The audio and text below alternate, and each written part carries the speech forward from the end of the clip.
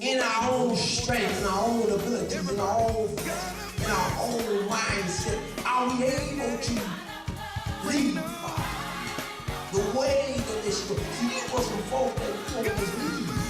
The treasure lies. God judges the heart. So if we judge in our hearts, we're going to be judged because of what's in our heart. And then all kinds of stuff go through your mind. The devil takes it easy, so you know anything go through your mind. Give me discernment, and I may discern between good and bad, a good prayer and a bad prayer, a good decision and a bad decision. Give me discernment where I can know who's with me and who's not with me. You got to know folks for you or they're against you. You know folks can tell you anything, they'll smile on your face while they stab you in your back. A terrifying school incident, a 15-year-old Utah boy walking into his junior high with two guns, firing off a shot before his parents jumped in, stopping a potentially deadly scenario. ABC's Lindsay Davis has all the details. This morning, police credit a 15-year-old's parents noticing something wasn't quite right and springing into action to prevent a disaster in the making. Student with a gun at Mueller Park Junior High. There was an active shooter. He's under control now, possibly with a 12-gauge shotgun. It was 8:13 a.m. when police got the call.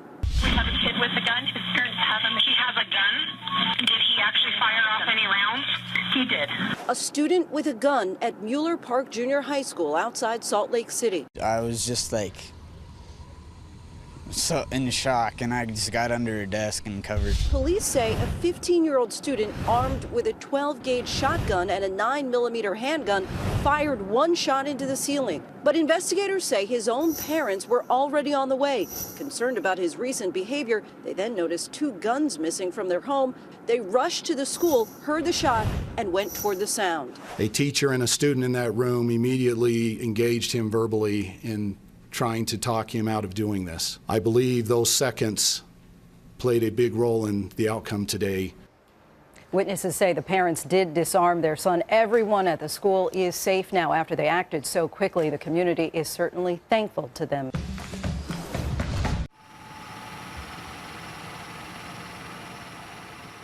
His family didn't do anything but try to take this kid off the street and give him a home and put him on the right path. And now they found themselves in this horrible situation where they're second-guessing everything.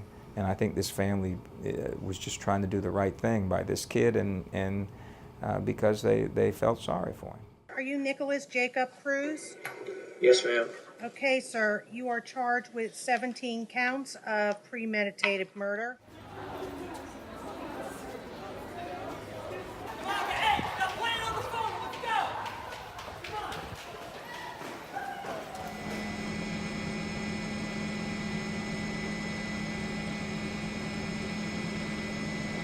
Their son met him last year at Douglas High School, and they became friends. Then Nick was expelled from the school, and they didn't see him as often, but they still kept in touch. And Nick's mom died, and he wasn't doing, I guess, real well in the environment he was in up in Lantana. The son convinced the parents to let Nick move in their house. Apparently they had an extra room. And they moved all his stuff in right after Thanksgiving, within a few weeks of his mother's death. They let him bring all of his possessions into the house and gave him access to that room, but made sure that was, any guns in that house had to be locked up in the cabinet so they just weren't laying around. And there was no indication that he had used the gun, had shot it, practiced with it, anything during the 3 months that he had been living there. They were not concerned that there was anything in his personality or they had seen that would cause him to believe that he was anything other than, someone who was responsible with guns.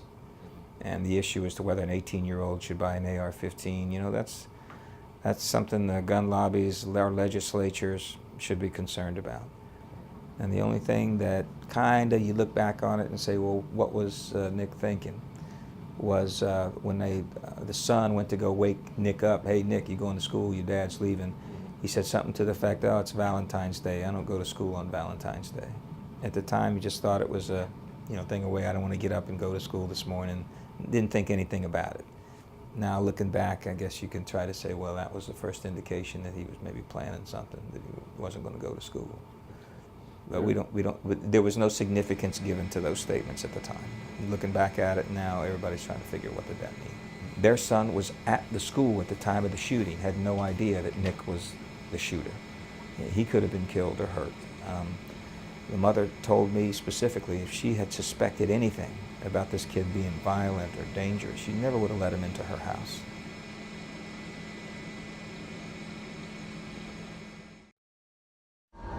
Shots fired at the police. Shooters was the emergency. You have the air.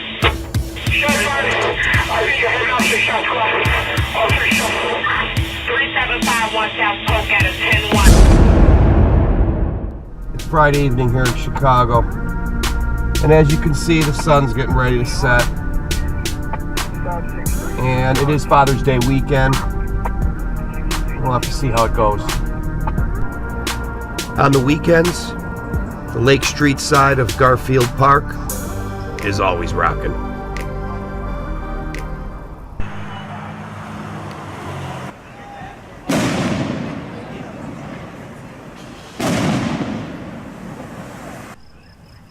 An 18-year-old guy was just shot in a drive-by shooting on the 3500 block of West Carroll in the East Garfield Park neighborhood. Now, he was shot in the leg, and he is in stable condition, and he will be okay.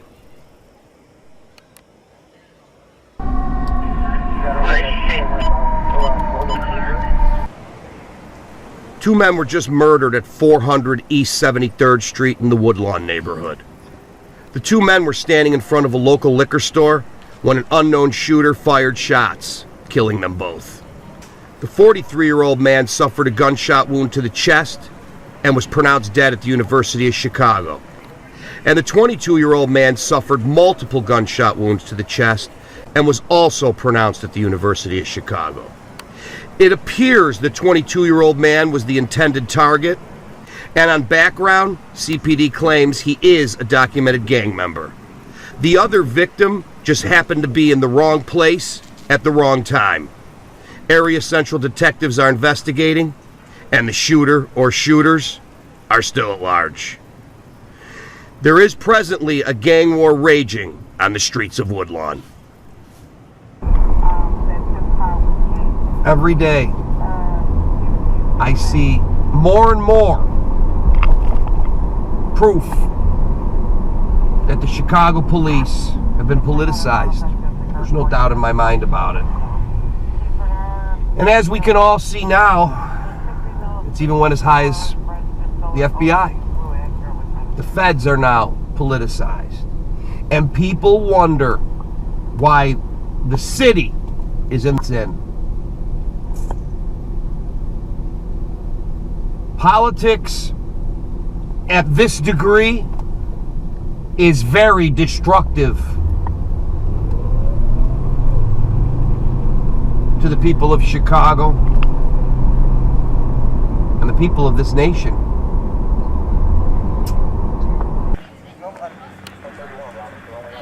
An armed man that discharged a gun was chased down by cops. The man ditched the gun in the grass while fleeing from police, and someone picked up the gun and took off. The man is in custody, but the gun is not. And last I heard, cops were checking the camera pod footage to see who took it. It looks like someone saved this guy from 18 months in the cube.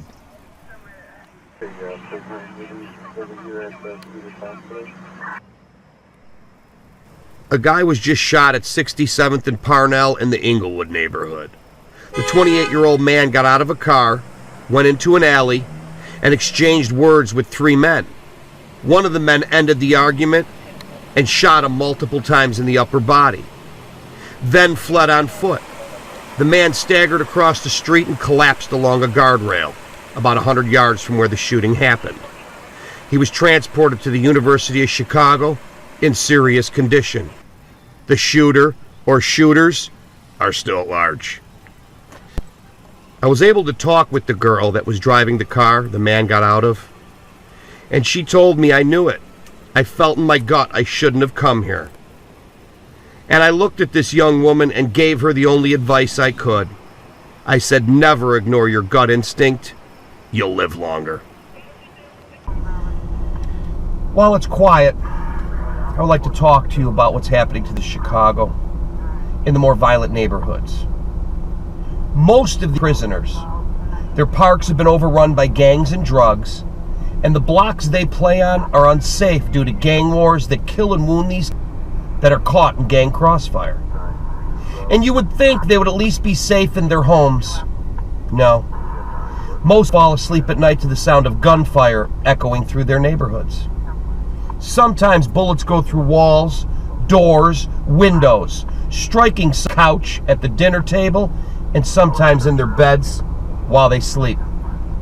And when they wake up to go to school, they are led down streets with signs that read safe passage routes.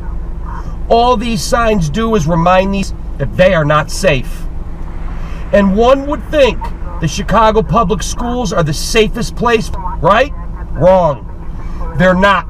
About 2 weeks ago, the Chicago Tribune broke a story about sexual misconduct by teachers and employees in the public school system here in Chicago. 72 cases were uncovered by the Tribune investigation. And I now wonder how many didn't come forward out of fear. The leadership of the CPS has failed to protect, and most of the people preying on them have not been held accountable, and in some cases were brushed under the rug, allowing it to continue. Now, some people disagree with me in what I have to say, but when it comes to I think we can all agree this unaccountable system that has been created is damaging to them. And at the end of the day, all of this is ultimately up to the parents to change it. They should demand the CPS be restructured and these people be fired, tried, and then thrown in jail for their criminal acts against students. But what really is when I hear about these college-age adults that need safe spaces and crying rooms filled with stuffed animals, that allow these oversized children on college campuses to feel better about their cloistered lives. They should bring me Chicago to get a dose of reality. I have one question. Where are the safe spaces of Chicago? And the reality is, there are none. A 26-year-old man was just shot and killed in the 6500 block of South Maplewood in the Marquette Park neighborhood. Guy walked up to him on foot, pulled out a gun, shot this guy in the head. He died at Holy Cross Hospital. And I gotta tell you, I grew up around Marquette Park and in and out of that neighborhood through my younger years, and I never remember it being as violent as it is today. And it's really violent. A lot of abandoned buildings in that neighborhood. You know, corporations like Ream and Nabisco built that neighborhood. And now all of those industries are gone, and it is an impoverished neighborhood now. This weekend was the Puerto Rican parade in Humboldt Park. And while I was cruising through the neighborhood, I stumbled upon two separate incidents that were happening simultaneously on opposite corners in front of the entrance to the park where the festival is located. Two men were being worked on by paramedics under bus stop enclosures at Division in California. One or both cases were drug or alcohol related. It must have been one hell of a party, that's for sure. Finishing ethics training. 11 Robert and ethics training. Okay, 10-4. Available cars you needed at 2106 West Adams and early checkout. 4 people were shot in a brutal attack on the 2200 block of South Sacramento in the Little Village neighborhood. All 4 victims were standing on the street when a man approached on foot and opened fire. 1 woman and 3 men were shot in this mass shooting. 2 of the victims are in critical condition, and the other 2 are in stable condition. All 4 were taken to Mount Sinai, and the shooter, or shooters, are still at large.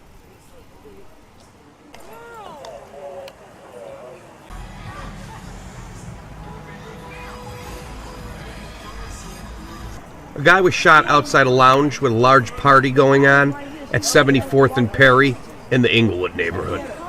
The 33-year-old man was shot during an argument over money. He was shot in the chest and was taken to the University of Chicago in critical condition. Area South detectives are investigating, and the shooter is still at large. And they was sitting there when he came right there. 2 cops holding everything. He probably Bloody Chicago. Oh, Bloody Chicago. Bloody Chicago. Bloody Chicago. See, I never heard of him, right? That's Lorraine, we be seeing. I don't do it for money. I don't advertise. I just run a YouTube channel and a website. Oh, and that's all I do. No spot news. No way. You better than them, huh? You better. I just did a documentary on the 10 neighborhoods in Chicago, the most violent ones. Oh. Like them guys. They got shot right over there. Austin was number 1. Number 10 back in the yards. Southside on crime now. Inglewood went down because a lot of people are leaving. Exactly. And I mean a lot of people going south. The top for 5 years. Yeah. You know, pushing back east side. well, they're going east No, and he they're say going the south. west. But the west side is North London, Garfield. Those are ones. They cracking. Yes. Y'all gonna tell us something. Or we gonna kill y'all. Right by the police. He know though. Yeah, he know. NAGDs against GD. You know that, right? Say it again? GDs against GDs. It was a very violent Father's Day weekend here in Chicago. 54 people were shot and 9 of them were killed. There was also 2 mass shootings. 6 people were shot and 1 was killed in the University Village neighborhood. And 4 were shot in the Little Village neighborhood. And 3 people were shot in the East Garfield Park neighborhood. All of this happened within a 72-hour period here in Chicago. I'd like to tell you about what I consider to be the worst shooting this week in Chicago. Now, a 12-year-old girl came in from Michigan to spend Father's Day weekend with her dad, who lives in West Garfield Park. And they were coming home from a family party, and there was a block party on the block. And the father decided to stay out and visit with his neighbors. And little Shania was standing in the street holding a baby when there were shots fired from down the block. Now, it is unclear if they were shooting into the crowd or other gang members were shooting at each other, and the bullets went into the crowd, struck the young girl in the neck, and she was pronounced dead at the hospital. And another relative of hers, a 36-year-old man, was shot in the leg. He should be okay. But this father is going to spend his Father's Day making funeral arrangements for his daughter. There should be special circumstances for people that kill children. I would like to express my condolences to the O'Flynn family. Very sad thing. Maggio News signing off.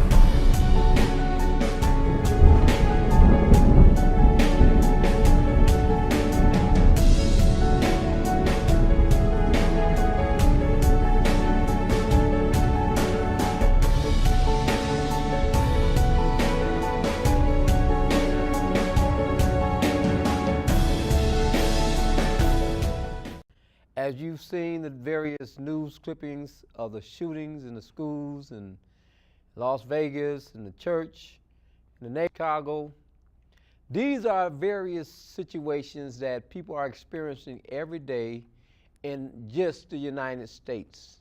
About all around the world killings, but we want to focus right now on the United States because there has been a statement over this nation.